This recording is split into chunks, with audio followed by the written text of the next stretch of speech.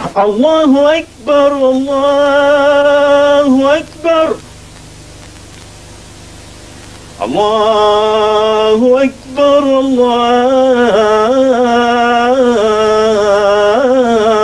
الله أكبر أشهد أن لا إله إلا الله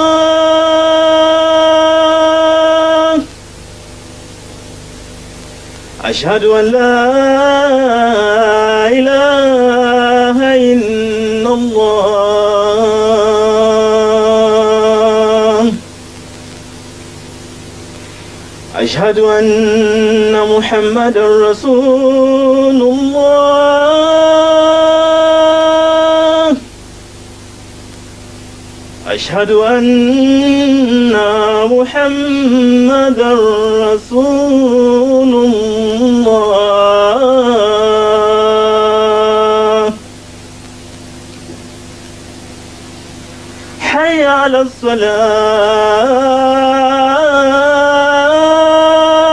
الصلاة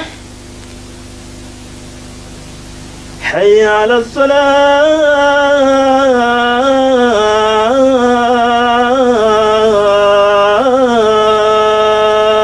الصلاة حي على الفلاح حي على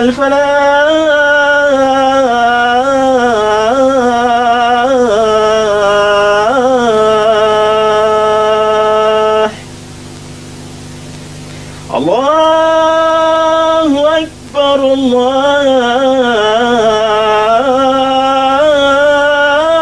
الله أكبر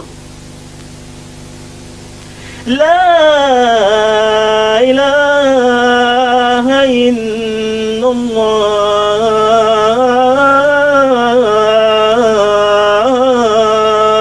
الله أشهد أن لا إله إلا الله وحده لا شريك له وأشهد أن محمدا عبده ورسوله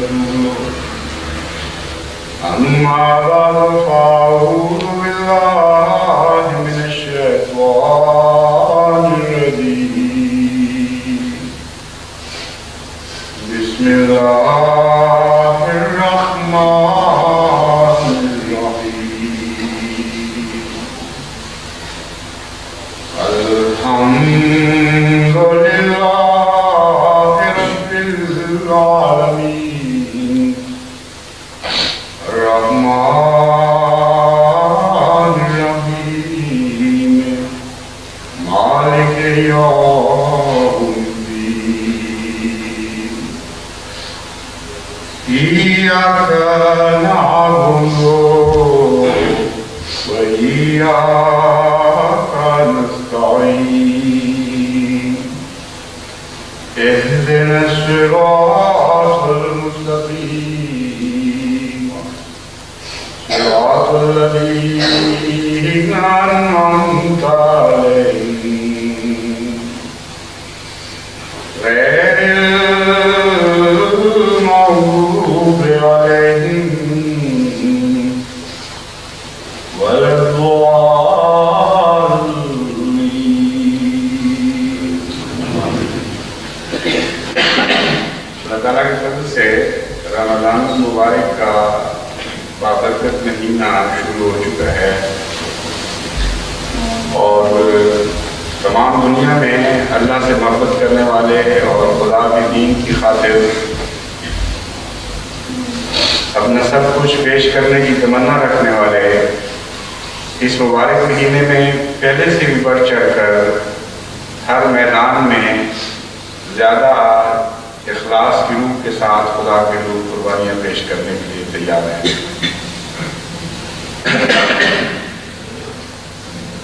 پاکستان میں جو دردناک حالات گزر رہے ہیں وہ دردناک حالات صرف احمدیوں پر ہی نہیں بلکہ غیر احمدی بھائیوں پر بھی ہیں، کیونکہ کچھ ایسے بدقسمت لوگ ہیں جنہوں نے اپنی نیکیاں بھی تباہ کر دی اور اپنے پیچھے چلنے والوں کی نیکیاں بھی تباہ کر دی۔ اس لیے بڑے مظلوم ہیں وہ جن کے ساتھ اسلام کے نام پر یہ ظلم ہوا کہ ان کی نیکیوں کو ان کے رہنماؤں نے برباد کر کے رکھ دیا۔ اور یہ عذر اگر پیش کیا جائے کہ ہم نہیں جانتے، ہمارے رہنماؤں نے جو کچھ کہا ہم ان کے پیچھے چلے، تو قرآن کریم اس عذر کو رد فرما دیتا ہے اور کہتا ہے کہ قیامت کے دن یہ عذر پیش کیا جائے گا اور میں اس عذر کو رد کر دوں گا، کیونکہ لا تزر وازرۃ وزر اخری کا بھی یہ قانون ہے کہ ہر فرد بشر، ہر جان اپنے بارے میں خود ذمہ دار ہے اور اس سے اس کے متعلق پوچھا جائے گا۔ بس احمدیوں سے زیادہ ایک پہلو سے دیکھیں تو پاکستان میں بسنے والے ہمارے غیر احمدی بھائی مظلوم ہیں کہ جن پر انہوں نے ظلم کیا جو ان کے اپنے کہلاتے تھے، جن کے ہاتھ میں انہوں نے اپنی امامت کی زمام دے رکھی تھی، جن کے پیچھے آنکھیں بند کر کے چلنے کا عہد کر بیٹھے تھے، کیونکہ آج وہاں دو قسم کے روزے رکھے جا رہے ہیں۔ ایک وہ روزے ہیں جو اذانوں سے محروم ہیں، نہ سحری کے وقت ان بے قرار کانوں کو اذان کی آواز سنائی دیتی ہے، نہ افطاری کے وقت دکھے ہوئے دلوں پر اذان کی آواز مرہم لگاتی ہے۔ اس قدر درد سے تڑپ رہا ہے آج وہاں کے احمدی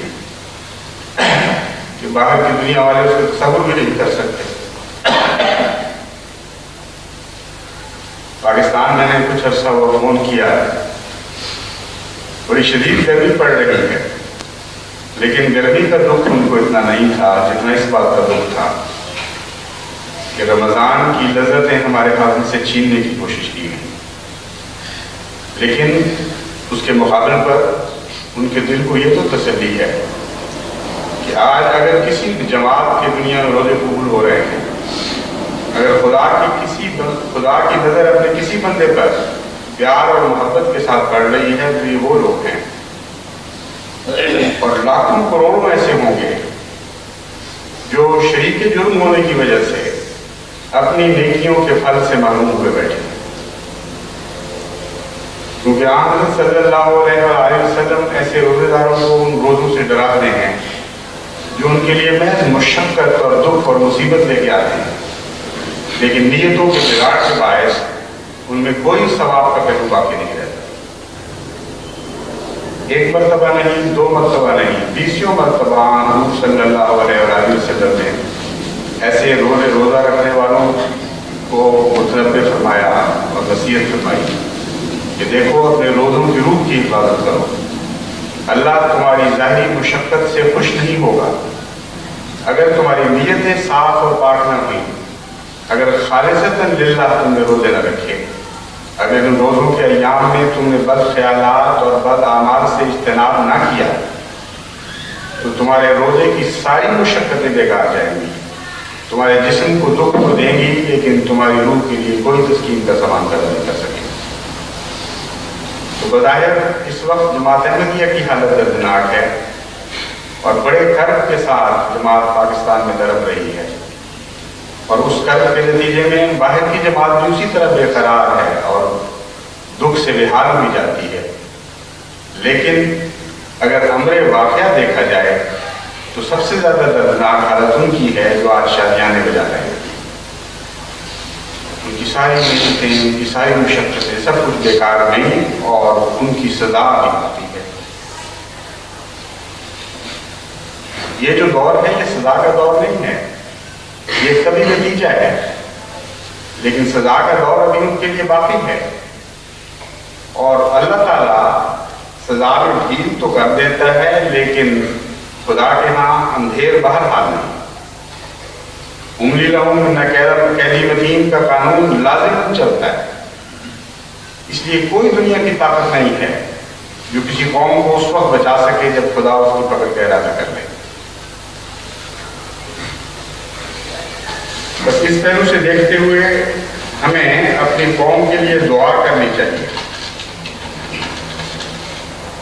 کیونکہ میں دیکھ رہا ہوں کہ ان میں اللہ تعالیٰ کے فضل کے ساتھ ایک بڑی تعداد ایسی پیدا ہو رہی ہے جن کے اندر شرافت اور انسانیت جاگ رہی ہے، جن کے اندر اسلام کی نیکی کی روح کروٹیں بدلتی بیدار ہو رہی ہیں،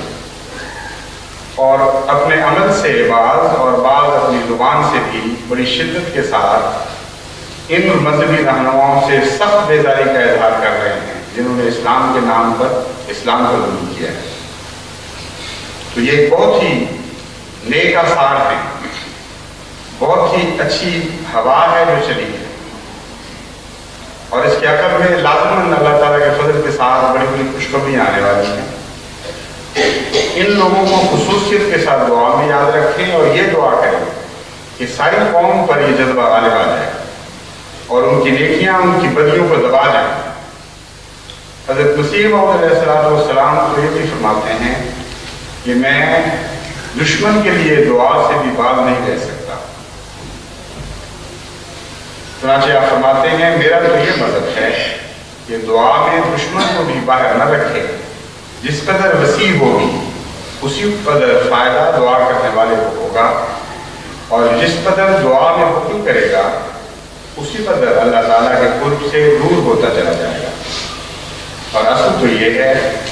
کہ خدا تعالیٰ کے عطیہ کو جو بہت وسیع ہے، جو شخص محدود کرتا ہے اس کا ایمان کمزور ہے۔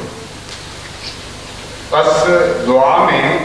دشمن کو یاد رکھنا یہ بھی ایک سنت ابرار ہے، اور حضرت صلی اللہ علیہ وآلہ وسلم نے بھی بارہا دشمنوں کے لیے دعائیں کی۔ بس وہ جو دوست بن رہا، وہ دوست جس کے دل میں اللہ تعالیٰ ایک پیار کی ہوا چلا رہا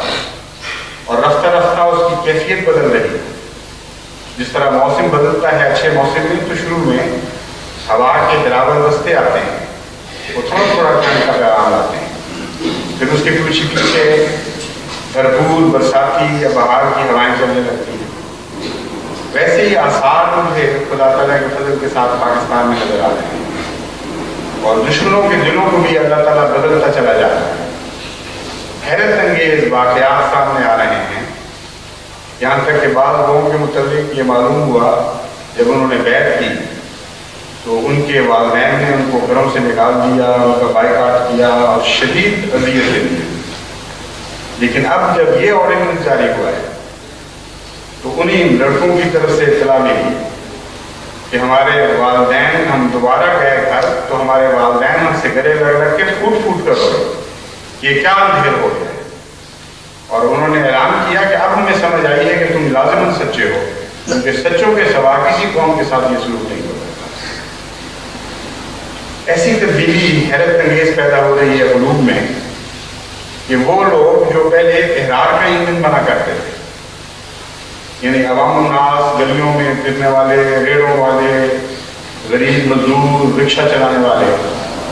اب اللہ تعالیٰ کے فضل کے ساتھ وہ اپنے علماء کو چھوڑ چھوڑ کر جماعت کے حق میں غیر معمولی طور پر جرأت کے مظاہرے کرنے لگے۔ ایسے واقعات بھی ہوئے ہیں کہ بعض غیر احمدی نوجوانوں نے احمدیت کی ایسی جرأت کے ساتھ تائید کی، اور خصوصاً اس مظلومیت کے بارے میں کہ ان کی اپنے بعض دوستوں سے لڑائیاں ہو گئی اور وہ مشکل لوگوں کو بیچ میں پڑھ کے چھڑانا پڑا۔ ایک ہمارے ربا کے دوست فیصل آباد گئے، چند دن ہوئے، جس رکشے میں بیٹھے اس رکشے والے کو محسوس ہوا کہ یہ احمدی ہے۔ اس نے پوچھا کہ کیا آپ احمدی ہیں؟ اس نے کہا ہاں میں احمدی ہوں۔ وہ کہتے ہیں کہ روتے روتے اس سے رشتہ چلانا مشکل ہو گیا۔ اس نے کہا آپ کو پتہ نہیں کتنی تکلیف ہے، لیکن جو آپ کے ساتھ ظلم ہوا ہے وہ مجھ سے برداشت نہیں ہوا، اور رکشے سے اتار کے بہت انہوں نے کوشش کی لیکن وہ پیسے نہیں دیتا۔ آخر بڑی محنت کر کے اس کو محبت اور پیار سے دلاسے دے کر زبردستی اس کو پیسے دیے۔ یہ قدرت کی جو ہوائیں چل رہی ہیں کسی انسان کے بس کی بات نہیں ہے، کسی انسان کے ہاتھ کا کھیل نہیں۔ یہ اللہ تعالیٰ کے فضل کے ساتھ وہ صبر ہے جو جماعت دکھا رہی ہے، اور صبر سے بڑی قوت کوئی دنیا میں نہیں۔ حیرت انگیز انقلاب دعا کر لیتی ہے صبر، اور صبر ہی ہے جو مقبول دعاؤں میں ڈلتا ہے۔ بس اس صبر کو بھی زندہ رکھیں اور ان دعاؤں کو بھی زندہ رکھیں، اور جہاں تک بس ہو دشمن کے لیے بھی دعا کریں، اور جن دشمنوں سے بڑی کثرت کے ساتھ محبت کے قطرات ظاہر ہو رہے ہیں، جن دشمنی کے بادلوں سے وہ قطرات برسنے لگے ہیں آپ کے اوپر، ان کے حق میں بھی اور دعائیں تیز کر دیں۔ لیکن جیسا کہ میں نے گزشتہ خطبے میں بھی کہا تھا، اسلام ایک متوازن مذہب ہے، کوئی جذباتی مذہب نہیں ہے جو یک طرفہ رخ اختیار کرے اور پھر اسی سے چلتا ہی چلا جائے۔ عام حضرت صلی اللہ علیہ وآلہ وسلم سے توازن سیکھنا چاہیے۔ حضرت اقدس محمد مصطفیٰ صلی اللہ علیہ وآلہ وسلم جو شدید دشمنوں کے لیے بھی دعا کرنے والے تھے، خصوصاً وہ جو جہالت میں ظلم کرتے ہیں۔ آپ کے متعلق آتا ہے کہ جب بدن زخمی تھا، لہو لہان تھا، اپنے ہی خون سے آپ کے موزے اس طرح بھر گئے تھے اور جوتے کہ چلا نہیں جاتا تھا، اپنے خون کی پسٹن بن گئی۔ اس وقت بھی آپ نے ان کے لیے دعا کی، کیونکہ آپ جانتے تھے کہ یہ لوگ جاہل ہیں، ان کو علم نہیں ہے یہ کیا کر رہے ہیں، کس کے ساتھ کر رہے ہیں۔ لیکن اس کے باوجود ائمۃ الکفر کے خلاف، ائمۃ التکفیر کے خلاف آپ نے بددعا بھی کی ہے، اور ایک مرتبہ نہیں، ایک مرتبہ بددعا کی، کیونکہ بعض دفعہ انسان کی فطرت صحیح یہ بتا دیتی ہے کہ بعض لوگ اپنے ظلم اور سفاکی میں ایسا بڑھ چکے ہیں اور امام بن گئے ہیں تکفیر کے، ان کے مقدر میں ہدایت ہو ہی نہیں سکتی۔ ایسے موقع پر چوٹی ان کے بعد لوگ جو اس ظلم اور سفاکی کے رہنما ہوں اور لیڈر ہوں، اور اپنی شرارت میں پیچھے ہٹنے کی بجائے دن بدن آگے بڑھتے چلے جا رہے ہیں، ان کے لیے بددعا سنت نبوی۔ اس لیے میں نے بددعا کی جب اجازت دی تو کوئی اپنی طرف سے نعوذ باللہ من ذالک سنت سے گریز نہیں کیا، بلکہ سنت نبوی کو مد نظر رکھتے ہوئے ایسی بات کہی۔ چنانچہ حضرت ابن عباس کی روایت ہے بخاری میں کہ جنگ بدر کے وقت بعض ائمۃ التکفیر کے خلاف حضرت صلی اللہ علیہ وآلہ وسلم نے نام لے کر بددعائیں، اور پھر اللہ تعالیٰ نے آپ کو بتایا کہ ان کی لاشیں کہاں پڑی ہوں۔ چنانچہ وہ کہتے ہیں کہ ہم نے دیکھا ایسے بدحال میں ان کی لاشیں پڑی ہوئی تھی کہ دھوپ نے ان کو متغیر کر دیا اور وہ عبرت کا نشان بنے ہوئے تھے۔ اس لیے سنت نبی کے مطابق وہ لوگ جو آنکھیں کھول کر شرارت اور فساد کی نیت سے اور نہایت ظالمانہ بے باکی کے ساتھ دن بدن مظالم میں بڑھتے چلے جا رہے ہیں، ان کے خلاف بددعا بھی مومن کی تقدیر کا ایک حصہ ہے۔ اس لیے اس رمضان سے پورا فائدہ اٹھائیں، اپنی دعاؤں کو بھی انتہا تک پہنچا دیں، اور خدا کی نظر میں جو ائمۃ التکفیر ہیں ان کے لیے بددعا کو بھی انتہا تک پہنچا دیں، تاکہ ایک طرف اللہ کے نیک دل اور پاک بندوں پر بے انتہا فضل نازل ہوں، اور ایک طرف وہ جو دنیا کی کو بے راہنے کی تعلیم دیتے ہیں، ان کی گمراہی میں عمر بنتے ہیں، ان کو خدا تعالیٰ ایسا عبرت کا، ان کو خدا تعالیٰ دنیا کے لیے ایسا عبرت کا نمونہ بنا دے کہ ان کو دیکھ کر پھر ہدایتیں جائیں۔ یہ تو عام کیفیت ہے جو اس وقت ہر احمدی کے دل میں موجود ہے، اور اسی کیفیت کو میں ابھار رہا ہوں اور نمایاں کر رہا ہوں۔ لیکن ایک بات میں یقین دلاتا کہ ان سارے امور کے متعلق حضرت اقدس مسیح موعود علیہ السلام اتنی دعائیں کر گئے کہ وہ ایک نا ختم ہونے والا خزانہ پیچھے چھوڑ گئے۔ ہم دعائیں کریں گے اور شاید ہمارے دماغ میں یہ خیال پیدا ہو جائے کہ ہماری دعاؤں کے زور سے ہی سب کچھ ہو رہا ہے۔ ایسی بات ہوگی جیسا باپ بچے کو کوئی وزن اٹھوانے کے لیے کہہ دے اور کہے تو اٹھاؤ، اور ایک طرف سے خود اس کو پکڑ لے اور بچہ سمجھے کہ میں اٹھا رہا ہوں۔ ہمارے واقعہ یہ ہے کہ 2 دفعہ یہ عظیم الشان واقعات دنیا میں گزر گئے ہیں۔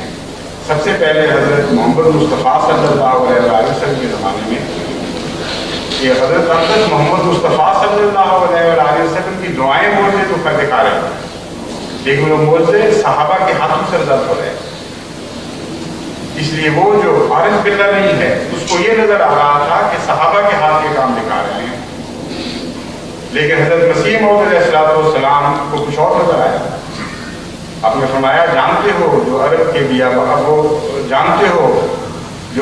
بیابانوں میں ماجرا گزرا وہ کیا تھا، اور اس کے بعد فرماتے ہیں وہ ایک فانی فلہ کی دعائیں تو تھی۔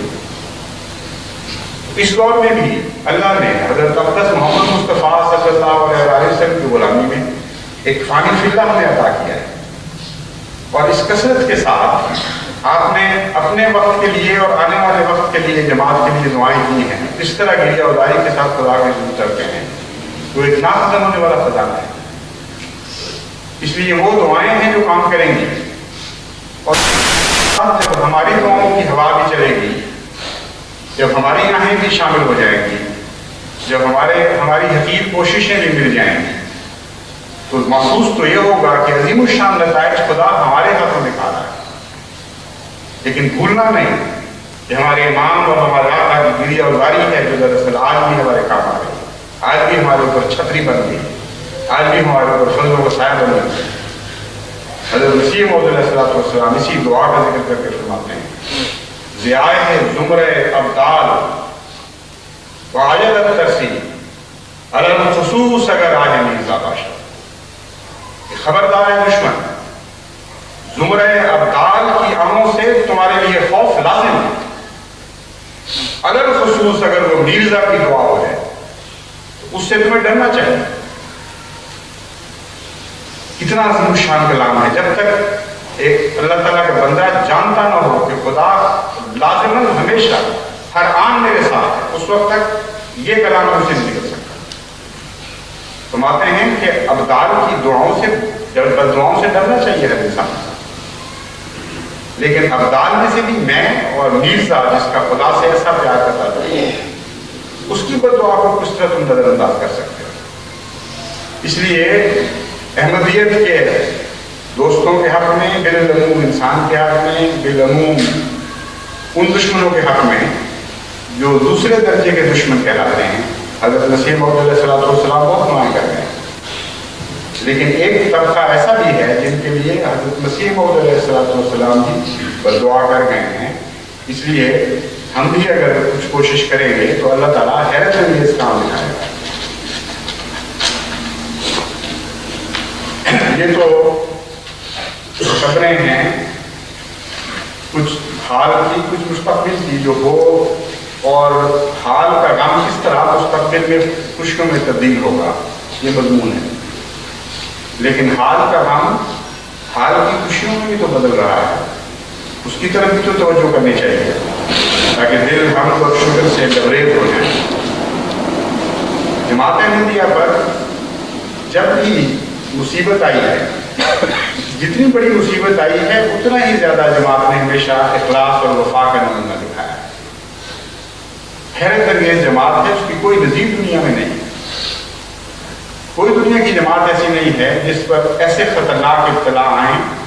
اور وہ اپنی وفا اور ایثار اور قربانی میں پہلے سے بھی زیادہ بڑھ گیا۔ بس پاکستان میں بھی جماعت کا یہی حال ہے، اور حیرت انگیز اخلاص کے اندر اضافے ہو رہے ہیں۔ جو خطوط آتے ہیں ان سے پتہ چلتا ہے کہ وہ لوگ جو بعض دفعہ مسجد کی زیارت سے بھی معلوم رہتے تھے، وہ تہجدوں میں اٹھ کر گریہ ازاری کرتے ہیں، اور اس کثرت سے دعاؤں کے خط آتے ہیں کہ دعا کریں ہمارے لیے، اللہ ہمیں شہادت نصیب کرے۔ اور ہر طرف سے گزشتہ کچھ عرصے سے خاندان مسیح موعود علیہ السلام کے بچوں کی طرف سے بھی بڑے دردناک خط آ رہے ہیں۔ یہ دعا کریں اور ہمیں وعدہ دیں اپنا کہ جب آپ نے جان کی قربانی کا مطالبہ کیا تو پہلے ہمیں موقع دیں گے، دوسروں کو بعد میں دیں گے، کیونکہ حضرت مسیح موعود علیہ السلام کے خاندان کا یہ بھی حق ہے کہ وہ قربانی کے ہر میدان میں آگے رہے. چنانچہ ذہنی طور پر میں تیار ہوں اور میں نے بعض عہد کر لی ہیں انشاءاللہ تعالیٰ ان نوجوان بچوں کا اخلاص ضائع نہیں کرے گا. لیکن ساری جماعت کا یہ حال ہے پاکستان میں. بعض لوگ کہتے ہیں کہ ہم تو حیران ہیں کہ ایسا معجزہ ہم نے کبھی زندگی میں سوچا بھی نہیں تھا کہ ظاہر ہو. محض وہ لوگ بیچارے جن کو ہم ردی سمجھتے تھے اس قدر جوش اور محبت اور اخلاص کے ساتھ جان دینے کے لیے تڑپ رہے ہیں صرف ایک اشارے کے لیے. تو یہ جماعت تو مٹنے والی جماعت تو نہیں. کون سی دنیا کی طاقت ہے جو ایسی جماعت کو مٹا سکے جو ہر ظلم کے وقت زیادہ روشن ہوتی چلی جائے, ہر اندھیرے پہ اس کو نیا نور خدا کی طرف سے عطا. چنانچہ باہر کی جماعتوں میں بھی اللہ تعالیٰ کے فضل سے یہی اخلاص یہی جذبہ ہے. گزشتہ خطبے میں نے مالی قربانی کی تحریک پیش کی تھی کہ 5 یورپ میں سنہ 10 2 یورپ کے مراکز بنانے کا ارادہ ہے کیونکہ اس سلسلے کے کام بہت تیزی سے پھیلتے چلے جا رہے ہیں. اور یہ چھوٹا سا رقبہ جو کسی زمانے میں بہت بڑی جگہ نظر آیا کرتی تھی یہ تو بالکل ناکافی ہو چکا ہے. لندن کی جماعت کے لیے بھی ناکافی ہو چکا ہے بجائے یہ کہ ہندوستان یا یورپ کے ایک حصے کا مرکز بنے. اور پھر جو تبلیغ کے منصوبے نئے بن رہے ہیں ابو شام ان کے لحاظ سے تو بہت بڑے بڑے کام ہونے والے ہیں. بہت بڑے بڑے دفاتر کی ضرورت ہے, مشینوں کی ضرورت ہے, کام کرنے والوں کی ضرورت ہے. اس لیے لازماً ہمیں سر دست 2 مرکز ضرور یورپ میں بنانے پڑیں گے وسیع پیمانے پر,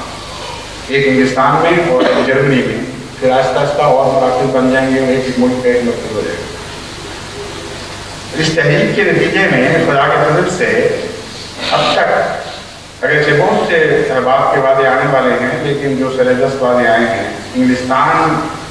کے وعدے 1,91,752 پاؤنڈ کے وصول ہو چکے ہیں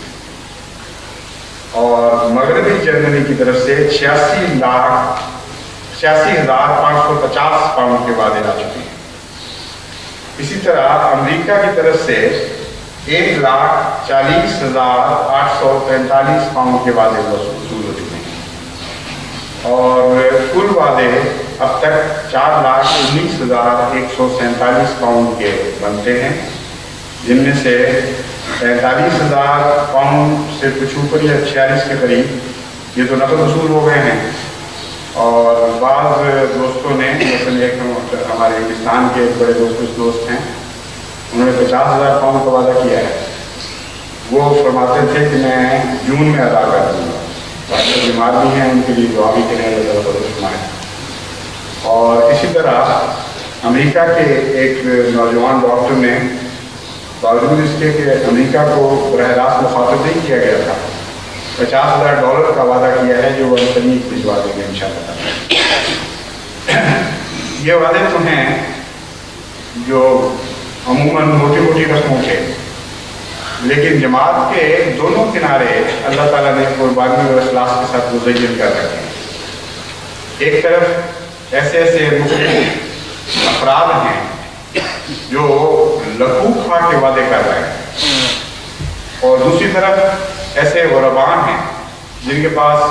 100 پاؤنڈ جمع تھے یا 200 پاؤنڈ جمع تھے, کسی ضرورت کے لیے رکھے ہوئے تھے, بلا تردد انہوں نے وہ پیش کر دی. اور پھر وہ نظارہ نظر آ رہا ہے جو تحریک جدید کے آغاز پر مستورات کا میں بچپن میں اپنے گھر میں دیکھا کرتا تھا. عورتیں, بچیاں, کسی نے چوڑی پکڑی ہوئی, کسی نے کڑا پکڑا ہوا, کسی نے گندے, بڑے عجیب جذبے جوش کے ساتھ حضرت دوسرے ماحول کی خدمت میں حاضر ہوا کرتی تھیں کہ ہماری قربانی قبول فرمائیں. انگلستان کی جماعت میں بھی بکثرت ایسی مستورات ہیں جنہوں نے بڑے ذوق و شوق کے ساتھ اپنے ہاتھوں کے کنگن اتار دیے, اپنی چوڑیاں اتار دی, اپنے گندے اتار دیے, اپنے سر کے زیور اتار دیے. اور بعضوں نے تو ایسی پیاری ادا کے ساتھ بھجوایا ہے کہ بچیوں کی انگوٹھیاں, ان کے گندے چھوٹے چھوٹے ہر ایک کا نام لکھ کر سجا کر, جس طرح جاہل لوگ دنیا میں بکرے سجاتے ہیں وہ تو اپنے بیاہ کی خاطر سجاتے ہیں. لیکن خدا کے بندے اپنے تحفوں کو خدا کے حضور سجا کے پیش کرتے ہیں، کسی بھی کی خاطر نہیں بلکہ محض دل ہی محبت میں، تو بڑے پیار سے سجا کر ان زیوروں کو بھجوایا گیا۔ بعض نوجوان جوڑوں نے اس قربانی کا مظاہرہ کیا، خصوصاً ان کی بیویاں تو غیر معمولی طور پر دعاؤں کی مستحق ہیں کہ خامن نے اپنی جگہ چندے دیے اور بیوی کی تسکین نہیں ملی، اس نے کہا کہ جب تک میں زیور نہیں دوں گی مجھے چین نہیں ملے گا۔ چنانچہ باوجود اس کے کہ خامن نے سارے خاندان کو شامل کیا ہوا تھا، انہوں نے پھر بھی اپنا زیور بھجوا دیا۔ ایک بچی نے معلوم ہوتا ہے کہ اپنے وہ سیٹ بھی بھجوا دیا ہے جو اس کو بری میں ملا تھا، اور وہ بھی بھجوا دیا ہے جو جہیز میں ملا تھا، کیونکہ دو مکمل سیٹ ہیں، اور بڑی عاجزی کے ساتھ عرض کرتے ہوئے کہ اس کو قبول فرمائیں اور میرے دل کی تسکین کا سامان کریں۔ عجیب دنیا ہے یہ، کچھ لوگ ہیں جو ناحق لوگوں کے چھین کر اپنے ہاتھوں میں پہنتے ہیں اور لوگوں کی دولتوں کو اپنے گردنوں کے کڑے بنا دیتے ہیں، جو آخر توق بننے والے ہیں، لیکن ایسے بھی لوگ دنیا میں ہیں۔ اور کچھ ایسے ہیں جن کو اپنے ہاتھوں کے زیور برے لگنے لگتے ہیں، ان سے نفرت ہونے لگتی ہے، وہ اپنے گلوں کے ہاتھ اتار دیتے ہیں خدا کے خاطر، اور اس بات میں ان کو تسکین ملتی ہے کہ ہم خالی ہو گئے ہیں اپنے رب کے اندر۔ اس جماعت کو دنیا کی کون طاقت مار سکتی ہے؟ بڑا ہی جاہل ہے وہ شخص جو یہ سمجھتا ہے کہ میں اٹھاؤں اس دنیا میں اس جماعت کو تباہ کرنے۔ بڑے بڑے پہلے آئے ہیں، بڑے بڑے ہم نے پہلے دیکھے ہیں، آئے اور نیست و نابود ہو گئے، ان کے نشان مٹ گئے، لیکن ان غریبوں کی قربانی کو خدا نے قبول فرمایا، اور پہلے سے بڑھ کر عظمت اور شان ادا کی، جنہوں نے اپنے گھر خدا کے لیے خالی کیے، ان پر اتنی برکتیں نازل فرمائیں کہ آج ان کی اولادیں بھی ان کی نیکیوں کا پھل کھا رہی ہیں، اور وہ ختم نہیں ہو رہا۔ تو اس نئے قربانی کے دور میں جماعت جو داخل ہوئی ہے، نئی خوشخبریوں کے دور میں داخل ہوئی، نئی عظیم الشان ترقیات کے دور میں داخل ہوئی، اور اللہ تعالیٰ کے فضل سے بڑی تیزی کے ساتھ اب ہم ان مقاصد کو بھی حاصل کر رہے ہیں جن کی خاطر ان چندوں کی تحقیقات کی تھی۔ چنانچہ آج بھی امریکہ سے یہ خوشخبریاں موصول ہوئی ہیں، جماعت کو معلوم ہونی چاہیے، کیونکہ جہاں اللہ کی راہ میں دکھ کا مزہ ہے، وہاں خدا کی طرف سے جو فضل نازل ہوتے ہیں ان کا بھی تو ایک مزہ ہے، اور وہ بھی عجیب مزہ ہے۔ اس لیے یہ دونوں باتیں اکٹھی چلنی چاہیے،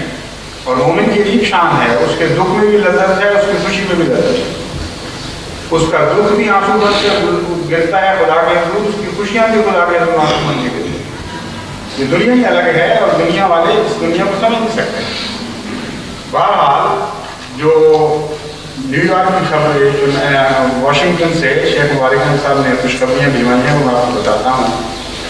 کہ نیو یارک میں ایک بہت ہی عظیم الشان، بہت ہی مفید اور سلسلے کی ضروریات کو بہت حد تک پورا کرنے والی عمارت کا $4,57,000 میں سودا ہو چکا ہے، اور ماہرین نے جو دیکھا ہے وہ انہوں نے کہا ہے کہ یہ اس کی قیمت $6,00,000 سے کم نہیں تھی۔ یہ جماعت کی خوش قسمتی ہے کہ اتنی اچھی عمارت نیو یارک میں اتنی اچھی جگہ پر ان کو میسر آ جائے، اور ساتھ ہی ایک احمدی دوست نے، بعض احمدی دوستوں نے مل کر ایک ملک کا پلاٹ جس پہ رہائشی مکان بھی موجود ہے، وہ مل کر جماعت کو تحفہ دینے کا فیصلہ کر لیا ہے، تاکہ مبلغ جو وہاں ٹھہرے اس کی ضروریات الگ بھی پوری ہو سکیں اور ایک مہمان خانہ بھی مل جائے۔ لاس اینجلیس میں 4 ایکڑ کا پلاٹ خریدا جا چکا ہے، اور شکاگو میں 5 ایکڑ کا پلاٹ خریدا جا چکا ہے۔ ڈیٹرائٹ میں جہاں مظفر شہید ہوئے تھے 7 ایکڑ کا ایک پلاٹ کا سودا ہو چکا ہے، اور اس کے ساتھ مکان بھی شامل ہے۔ اور واشنگٹن میں جو ہمارا مرکز ہے وہاں خدا کے فضل سے 44 ایکڑ کا رقبہ خرید لیا گیا ہے، اور اب صرف فارمیلٹیز باقی ہیں۔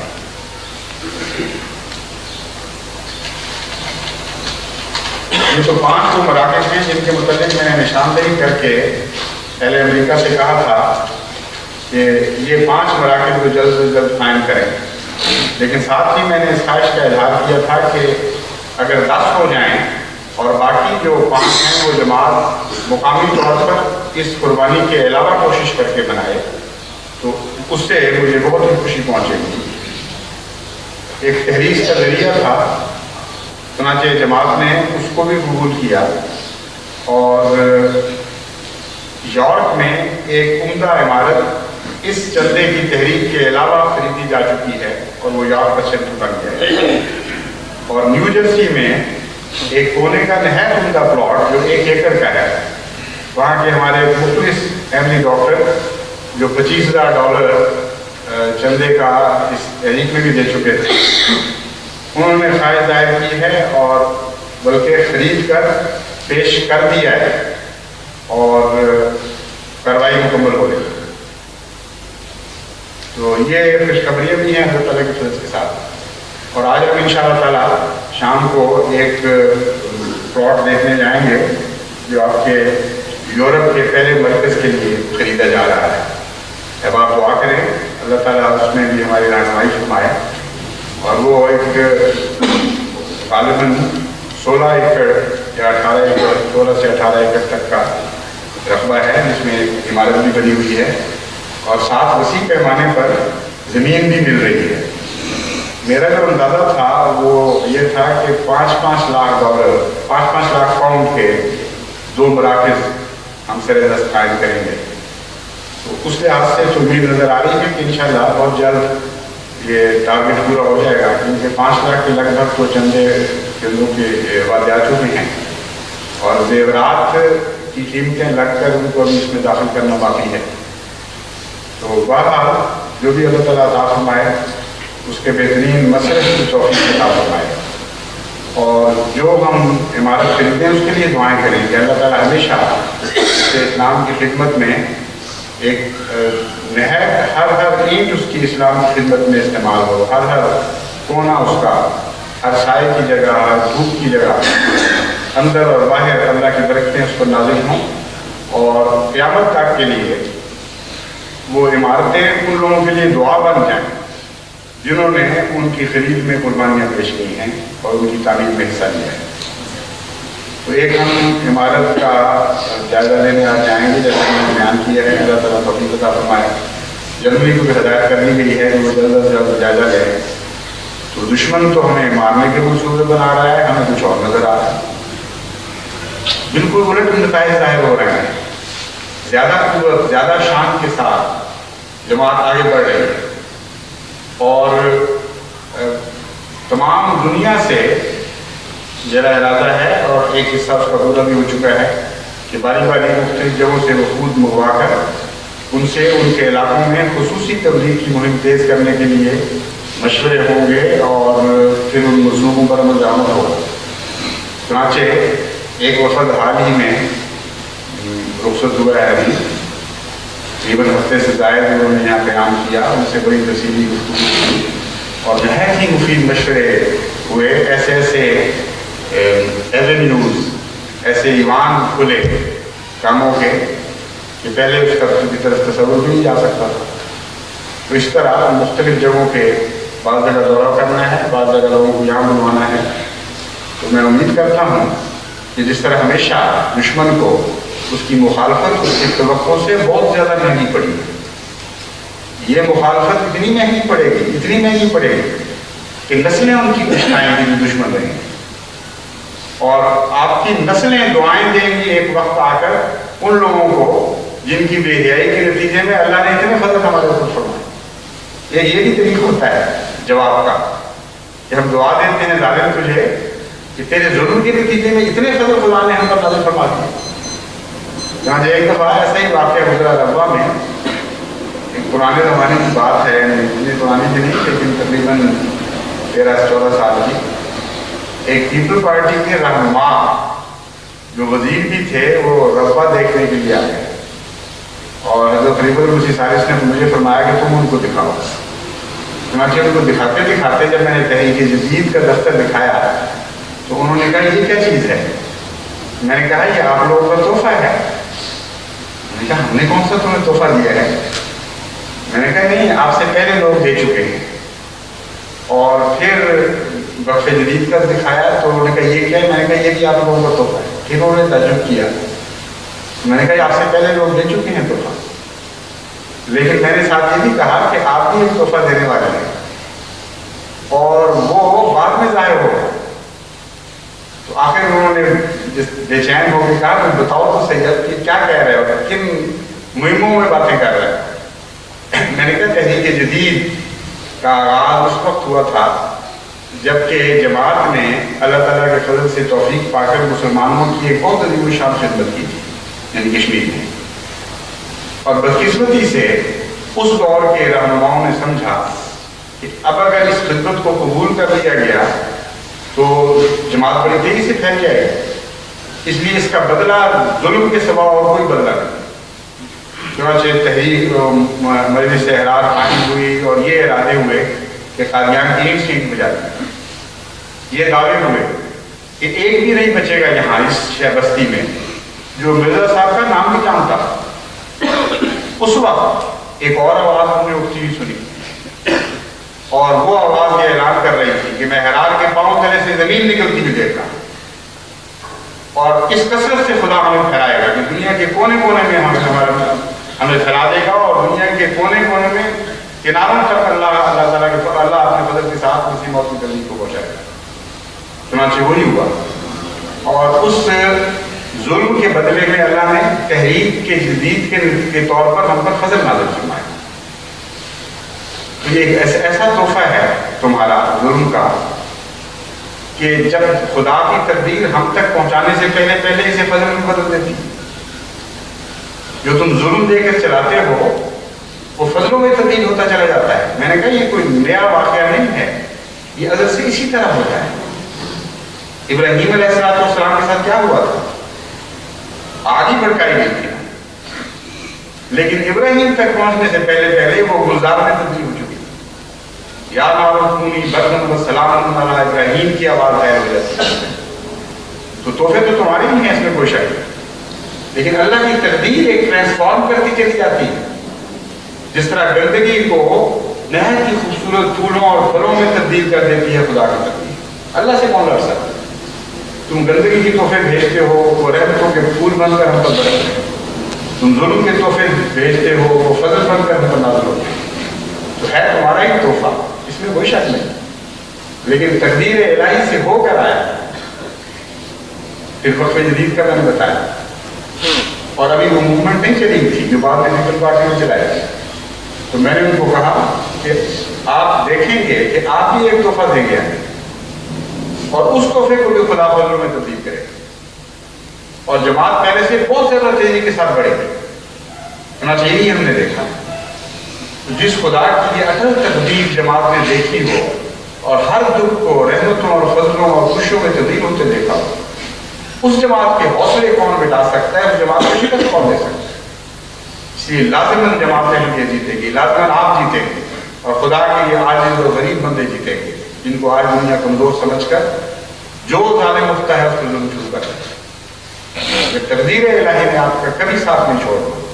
کبھی ہمت نہ ہاریں، ہمیشہ دعاؤں اور صبر کے ساتھ اپنے اس راہ پر قائم رہیں اور دیکھیں کہ اللہ تعالیٰ کس کثرت کے ساتھ آپ پر فضل نازل فرماتا ہے۔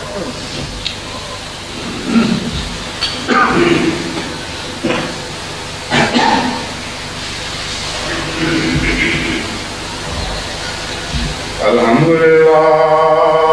نحمدہ ونستعینہ ونستغفرہ ونؤمن بہ ونتوکل علیہ ونعوذ باللہ من شرور انفسنا ومن سیئات اعمالنا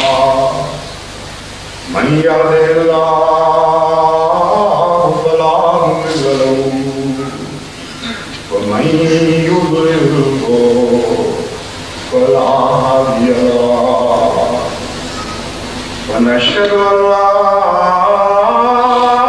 إله إلا الله وحده لا شريك له ونشهد أن محمدا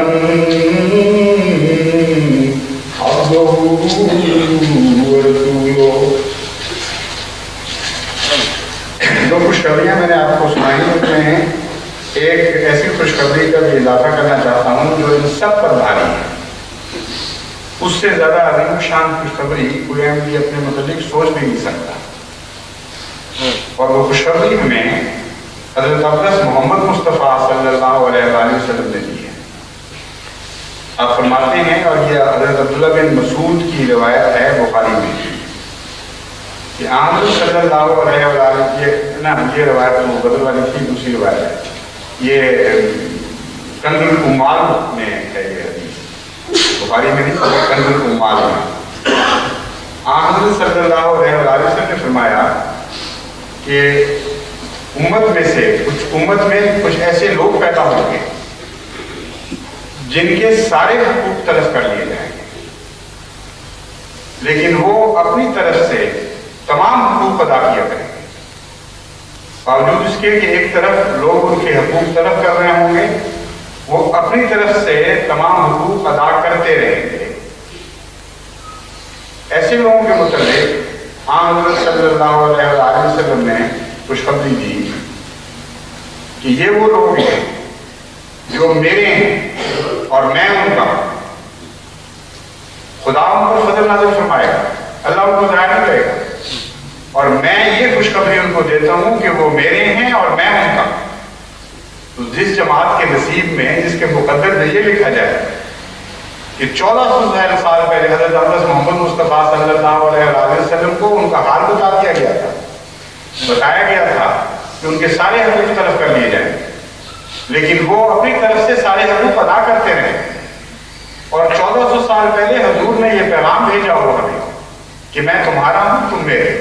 اس سے بڑھ کر اور کیا جنت ہمارے لیے ہو سکتی. بس یہ بھی خوشخبری ہے. توبہ لکم، اے محمد مصطفیٰ صلی اللہ علیہ وسلم کے غلاموں، تمہیں توبہ ہو، تمہیں بے انتہا برکتیں اور خوشخبریاں خدا کی طرف سے پہنچتی ہیں کہ وہ تم محمد مصطفیٰ کے ہو چکے ہو اور محمد مصطفیٰ صلی اللہ علیہ وسلم تمہارے ہو گئے. اس کے بعد ایک اعلان کرنا ہے، 2 جنازہ ہے غائب کا. ایک جنازہ غائب تو مولوی مکرم محترم مولانا شاہ محمد صاحب، سید شاہ محمد صاحب، سابق مبشر انڈونیشیا کا ہے. بڑے فدائی خدمت کرنے والے، دعا کو صاحب کشف بزرگ تھے اور مطلب حضور ہمیشہ خدمت میں مصروف رہے. ان کے متعلق معلوم ہوا کہ ان کو انڈونیشیا میں ہارٹ اٹیک ہوا، جس کی وجہ سے ان کو وفات پائی. اسی طرح ایک خاتون ہیں آپا سلیمہ بیگم، جو حیدرآباد دکن کے ایک نہایت مخلص خاندان کی خاتون ہیں اور سیٹھ غلام غوث صاحب کی صاحبزادی ہیں. ان کو ہمیشہ سے ہی جماعت سے بہت ہی غیر معمولی عشق رہا ہے. اور مجھے یاد ہے کہ حضرت مسیح موعود علیہ السلام کا نام آتے ہی آپ کے خلفاء کا، بلکہ آپ کے بچوں کا بے اختیار ان کی آنکھوں سے آنسو برسنے لگتے تھے. اور ان کی یہ چھیڑ بن گئی تھی کہ آپا کو تو بس نام لے دو کوئی مسیح موعود علیہ السلام یا خلیفہ وقت کا یا آپ کے بچوں کا، تو یہ پورے جذبات سے رونے لگے. اور واقعات آنسو سے روتی تھی، ایسی محبت تھی کہ برداشت نہیں ہوتی. تو یہ بھی بڑی ایک لمبی بیماری کے بعد وفات پا گئی ہے کراچی میں. غیر معمولی چونکہ عشق کا جذبہ رکھتی تھی، اس لیے ان کے لیے بھی نماز جنازہ غائب پڑھی جائے گی. عباد اللہ رحمکم اللہ، ان اللہ یامر بالعدل والاحسان وایتاء ذی القربی وینہی عن الفحشاء والمنکر والبغی یعظکم لعلکم تذکرون. اذکروا اللہ یذکرکم وادعوہ یستجب لکم ولذکر اللہ